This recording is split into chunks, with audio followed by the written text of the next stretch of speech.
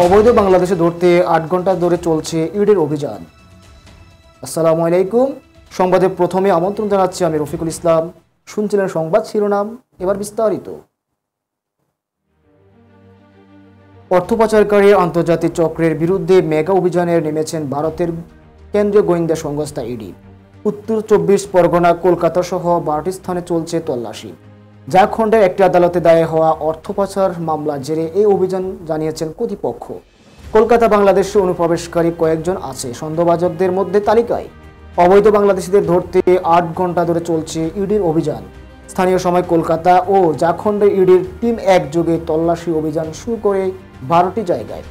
অভিযোগ রয়েছে বাংলাদেশি এবং রোহিঙ্গা মেয়েদের পাচার করা হচ্ছে ঝাড়খণ্ডের এবং তাদের হাতে তুলে দেওয়া হয়েছে ভারতীয় পরিচয়পত্র। মধ্যমগ্রাম ও পিঙ্কি এবং অভিজিৎ বসু নামে দুজন ফ্ল্যাটে তল্লাশি চালানো হয়। তাদের একাধিক ঠিকানায় খবর রয়েছে স্থানীয় পুলিশের কাছে। প্রতিটি স্থানে অভিযান চালানো হবে বলে জানিয়েছেন ইডি। এই এলাকার আশপাশে ১.৫ কিলোমিটার এলাকা জুড়ে চালানো হয়েছে তল্লাশি। এই ছিল এখনকার মতো সংবাদ। পরবর্তী সংবাদ দেখার আমন্ত্রণ জানিয়ে এখানে বিদায় নিচ্ছি। আল্লাহ হাফেজ।